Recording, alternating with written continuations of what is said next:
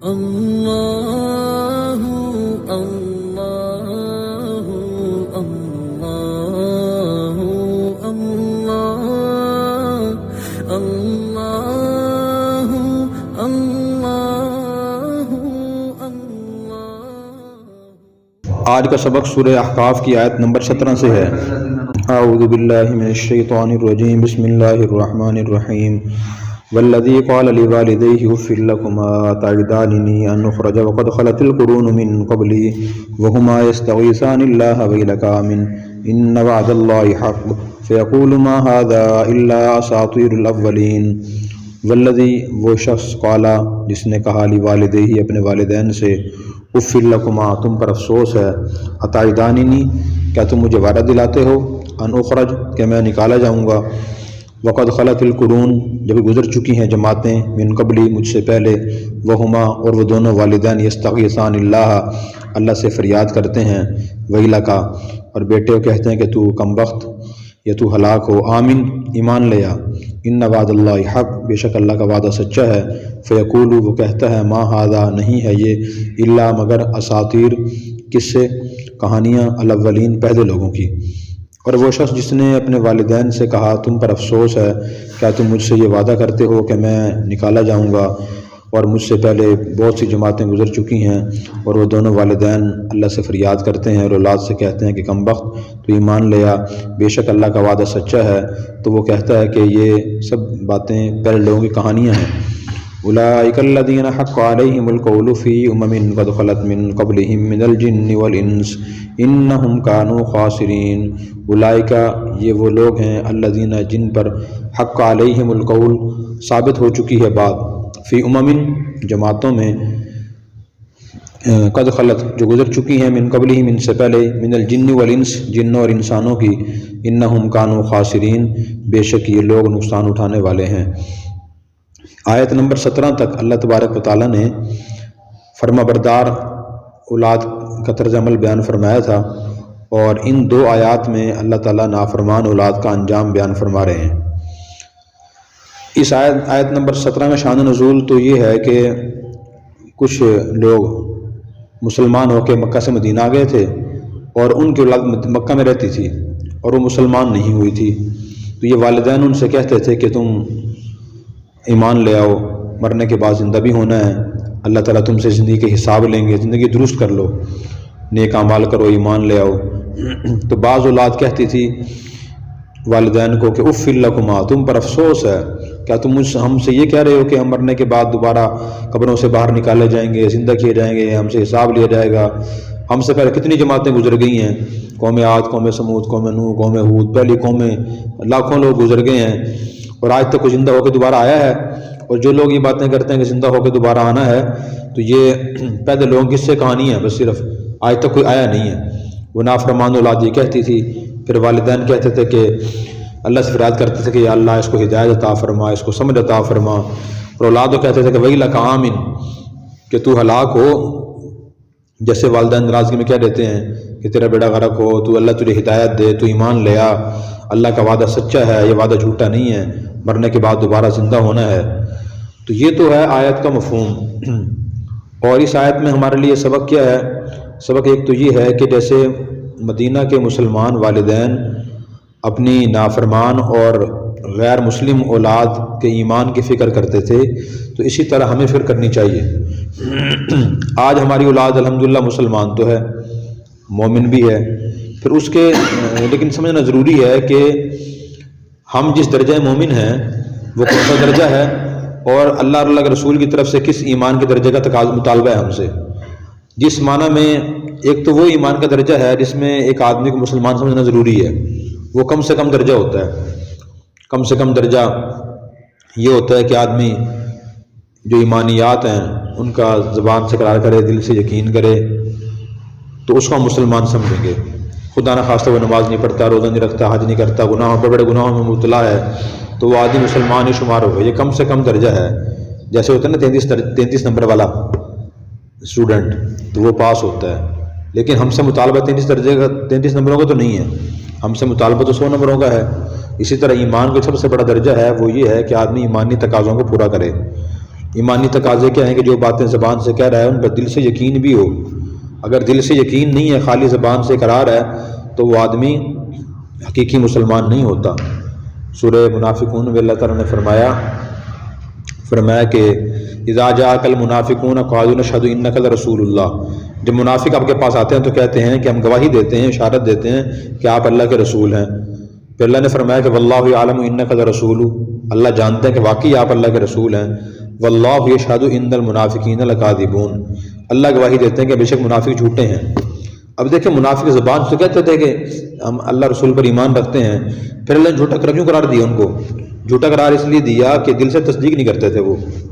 تو اس لیے علماء نے لکھا ہے احادیث کی روشنی میں کہ آدمی تب صحیح معنی مسلمان بنتا ہے جبکہ اور مومن بنتا ہے جبکہ وہ ایمانیات کو اچھی طرح سمجھ کے ان کا اقرار بھی کرے، اقرار باللسان، اور تصدیق بالقلب بھی ہو، دل سے تصدیق بھی ہو، پھر وہ مومن ہوگا. اس کے بعد پھر ایمان کے تقاضے ہوتے ہیں کہ آدمی اخلاقیات بھی سیکھے، عبادات بھی صحیح طریقے سے سیکھ کر انجام دے، معاشرتی مسائل بھی سیکھے. یہ ایمان کے تقاضے ہیں. پیچھے ہم تھوڑی پڑھ بھی لیے معرف الحدیث میں ایمان کے تقاضے اور ایمان میں خرابی ڈالنے والے اعمال. خرابی ڈالنے اعمال کون سے تھے؟ جھوٹ بولنا، جھوٹا وعدہ کرنا، اور اسی طرح والدین کی نافرمانی کرنا. تو ہمیں اپنی اولاد کے اپنے بارے میں اسی کوشش کرنی چاہیے کہ ہم صحیح معنی مسلمان بنیں، اور جو کم سے کم درجہ ایمان کو پہ اکتفا نہ کریں ہم. اور دوسری بات اس میں یہ ہے کہ والدین کی جیسے اطاعت اور فرما برداری کے فضائل اور ثواب ہیں، اسی طرح والدین کی جو نافرمانی ہے خاص طور پہ جائز کاموں میں، تو ان کے وعیدیں بہت زیادہ ہیں. حضور صلی اللہ علیہ وسلم نے بیان فرمائی ہیں. ایک حدیث میں ہے کہ ایک مرتبہ نبی کریم صلی اللہ علیہ وسلم ممبر شریف لائے، آپ نے اس کی پہلی سیڑھی پر قدم رکھا تو فرمایا کہ آمین، پھر دوسرے سیڑھی پر قدم رکھا پھر فرمایا آمین، تیسرے قدم رکھا پھر فرمایا آمین، پھر آپ نے بیان فرمایا. پھر نیچے شریف لے آئے. صحابہ نے عرض کیا کہ یا رسول اللہ، ہم نے آپ کو ایسا کام کرتے ہوئے دیکھا ہے جو پہلے کبھی نہیں کیا آپ نے، کہ آپ نے 3 مرتبہ آمین فرمایا، بظاہر کوئی دعا نہیں کی. تو حضور نے فرمایا کہ میرے پاس جبرائیل علیہ السلام آئے تھے اور انہوں نے 3 بد دعائیں کی ہیں، میں نے ان کے ہر بد دعا پہ آمین کہا ہے. انہوں نے پہلی بد دعا یہ کی کہ ہلاک ہو جائے وہ شخص جس کے سامنے آپ کا نام نامی آئے تو درود شریف نہ پڑھے. تو میں نے کہا آمین. تو جب آپ کا نام آئے محمد صلی اللہ علیہ وسلم کہنا چاہیے. اور دوسری بد دعا انہوں نے یہ فرمائی کہ ہلاک ہو جائے وہ شخص جس کی زندگی میں رمضان مبارک کا مہینہ آئے اور وہ اپنے گناہوں کی معافی مانگ کے اللہ کو راضی کر کے جنت کا مستحق نہ ہو. میں نے کہا آمین. اور تیسری بد دعا یہ فرمائی کہ ہلاک ہو جائے وہ شخص جس کی زندگی میں اس کے والدین دونوں میں سے ایک بوڑھا ہو جائے اور ان کی خدمت اور اطاعت کر کے جنت کا مستحق نہ ہو. تو میں نے کہا آمین. تو یہ بڑی بدبختی کی بات ہے کہ آدمی والدین کا نافرمان ہو. ایک تو یہ حدیث ہے، دوسری ایک اور حدیث ہے جو صحیح مسلم میں ہے. بنی اسرائیل میں جریج نامی راہب تھے اور وہ ایک مرتبہ اپنی عبادت خانہ میں عبادت کر رہے تھے اور والدہ کسی مصیبت کے ان کو بلانے کے لیے آئی اور انہیں کہا یا جریج. تو وہ عبادت میں مصروف تھے، ان کے دل میں خیال آیا کہ والدہ کو جواب دوں یا نہ دوں. تو دوبارہ خیال یہ آیا کہ بے شک ماں کا بہت اونچا مقام ہے لیکن اللہ کا مقام ماں سے بہت زیادہ ہے، تو اس لیے مجھے اللہ کی عبادت کرنی چاہیے، ماں کو جواب نہیں دینا چاہیے. والدہ نے پھر دوسری مرتبہ کہا، پھر تیسری مرتبہ بلایا یا جریج یا جریج. ان کے دل میں وہی خیال آتا رہا. اب دیکھیں یہ خیال بظاہر بڑا مبارک تھا اور معقول بھی تھا. اگر ایک وقت میں انسان کو اس کا والد بلائے اور اس کا دوست بھی بلائے تو شریعت بھی کہتی ہے، عقل بھی کہتی ہے کہ والد کی طرف توجہ ہونا چاہیے، والد کا مقام زیادہ ہے. ان کی والدہ نے 3 دفعہ بلایا، انہوں نے جواب نہ دیا تو والدہ چلی گئی اور اس نے بد دعا کی، اللہ کرے تو کسی بدکار عورت کا منہ دیکھے. اور یہ بد دعا چونکہ برحق تھی اس لیے بد دعا قبول ہوئی. کچھ دن کے بعد اس کا اثر یہ ظاہر ہوا کہ جریج کا عبادت خانہ جس محلے میں تھا وہاں ایک ہماری لڑکی کو بچہ پیدا ہو گیا. لوگوں نے اس سے پوچھا کہ بچہ کس کا ہے؟ اس نے پہلے تو نہ بتایا، پھر جب لوگوں نے بہت زیادہ اصرار کیا تو اس نے کہا جریج سے پیدا ہوا ہے. تو لوگوں نے کہا اچھا ہم تو سمجھتے تھے کہ بہت نیک آدمی ہے، اس کا دنیا کاموں سے کوئی تعلق ہی نہیں ہے، یہ اندر بیٹھ کے صلی اللہ کرتے رہتے ہیں. اب پتہ چلا کہ اندر بیٹھ کے ایسے کام کرتے ہیں. لوگ آئے اور بغیر پوچھے ان کے عبادت خانہ گرانا شروع کر دیا، عبادت خانہ بھی گرا دیا اور ان پر تشدد بھی کیا. تو انہوں نے پوچھا لوگوں سے بھی کیوں تشدد کر رہے ہو، کیوں گرا رہے ہو؟ یہ لوگوں نے کہا واہ جی واہ، پوچھ بھی آپ ہم سے رہے ہو، آپ کو پتہ ہی نہیں کیا کیا آپ نے؟ اس نے کہا جی مجھے تو نہیں پتہ میں نے کیا کیا ہے، میرا جرم کیا ہے، قصور کیا ہے. جب لوگوں نے بہت تشدد کیا پھر اس کے بعد انہوں نے بتایا کہ بھائی آپ نے ایک عورت سے زنا کیا ہے اور اس سے بچہ پیدا ہوا ہے. اس نے کہا جی میں نے تو نہیں کیا، لیکن لوگوں کو یقین نہ آیا. وہ لوگوں نے کہا جی وہ خود عورت بتا رہی ہے، ہم کیسے آپ کی بات کا اعتبار کریں. جب لوگوں نے بہت تشدد کیا پھر اس کے بعد اللہ تعالیٰ نے رہنمائی فرمائی، دل میں بات ڈالی. تو جریج نے کہا کہ اگر آپ کو میری بات پر اعتماد نہیں ہے تو آپ اس بچے سے پوچھیں کہ اس کا والد کون ہے. لوگوں نے کہا یہ تو چھوٹا بچہ ایک عرصے کے بعد بولنا شروع کرے گا. جریج نے کہا نہیں، آپ اس سے پوچھیں، یہ بتائے گا آپ کو. تو لوگوں نے اس بچے کے قریب ہو کر پوچھا کہ بتاؤ من ابو کا، آپ کے ابو کون ہے. تو اس نے اس معاشرے میں ایک چرواہا تھا، اس کا نام لیا کہ وہ میرا والد ہے. پھر لوگوں کو حیرت ہوئی بڑی کہ اول تو اس بچے کے اس عمر میں بولنا معمول روٹین کے مطابق نہیں ہے، اللہ کی طرف سے ہے، اور پھر اس نے جس آدمی کا نام لیا ہمارے معاشرے میں موجود بھی ہے وہ. پھر لوگوں نے جریج سے معذرت کی کہ جی ہم سے غلطی ہو گئی، ہم معذرت خواہ ہیں، ہم آپ کا عبادت خانہ سونے سے تعمیر کر کے دیں گے. اس نے کہا کہ نہیں، بس گارے مٹی سے بنا دو، گارے جیسا تھا ویسے ہی کافی ہے. تو یہ واقعہ بیان فرمانے کے بعد حضور نے فرمایا لو کان جریج فقیہا لعلم ان اجابت امہ خیر من عبادت ربی. اگر جریج کو دین کی سمجھ ہوتی تو انہیں معلوم ہوتا کہ ایسے موقع پہ ماں کو صرف ہاں کہہ دینا اللہ کی عبادت کرنے سے بہتر ہے. اس میں دو سبق ہے ہمارے لیے. ایک تو نافرمانی والدین کی، اس کی سزا بہت سخت ہے. اور دوسری بات یہ ہے کہ بعض دفعہ آدمی ایک چیز کی فضیلت سن کے عمل شروع کرنا شروع کر دیتا ہے، وہ یہ نہیں دیکھتا کہ اس وقت کسی سے بڑے حکم خلاف ورزی تو نہیں ہو رہی. اگر آدمی خود نیک کام بھی کر رہا ہو تو وہ اس پہ بھی عذاب آ سکتا ہے اس وقت جبکہ اس سے کسی بڑے حکم کا مطالبہ ہو اور وہ چھوٹا کام کر رہا ہو، چھوڑنے کا مطالبہ وہ کر رہا ہو. تو اس لیے یہ نقطہ بڑا اہم ہے. مثلاً آدمی ایک مستحب کام کر رہا ہے اور اسی وقت مطالبہ اس سے واجب فرض کام کا ہے تو بھی اللہ کے ہاں مجرم گناہ گار ہے، مطالبہ پورا نہیں کر رہا وہ. اس لیے حال کے امر کو دیکھنا ضروری ہے اور اس کے لیے گہرے علم کی ضرورت ہے، اور خالی مخلص ہونا بھی کافی نہیں ہے. میں نے ایک حدیث پڑھی تھی کہ الناس کلہم ہالکون الا العالمون، کہ لوگ تمام کے تمام ہلاک ہونے والے ہیں سوائے ان کے جو علم رکھتے ہیں. والعالمون کلہم ہالکون الا العاملون، اور عمل کرنے والے بھی ہلاک ہونے والے ہیں سوائے ان کے جو مخلص ہیں. والمخلصون علی خطر عظیم، اور جو مخلص ہیں بھی خطرے میں ہوتے ہیں کہ معلوم نہیں کہ ان کا عمل قبول ہوگا یا نہیں ہوگا. یہ تو اس لیے ہم اس طرح عمل نہ کریں بلکہ اس کے ساتھ ساتھ یہ بھی دیکھیں، صرف علم حاصل نہ کریں، علم سے اگلا جو مرحلہ ہے عمل دیکھیں، پھر عمل کریں اس میں اخلاص دیکھیں، پھر اخلاص سے عمل کرتے ہوئے بھی دیکھیں کہ اللہ کے یہاں قبول ہو جائے، فخر نہ ہو، ناز نہ ہو، اور اسی طرح اس سے کہ بڑا حکم چھوٹ نہ رہا ہو.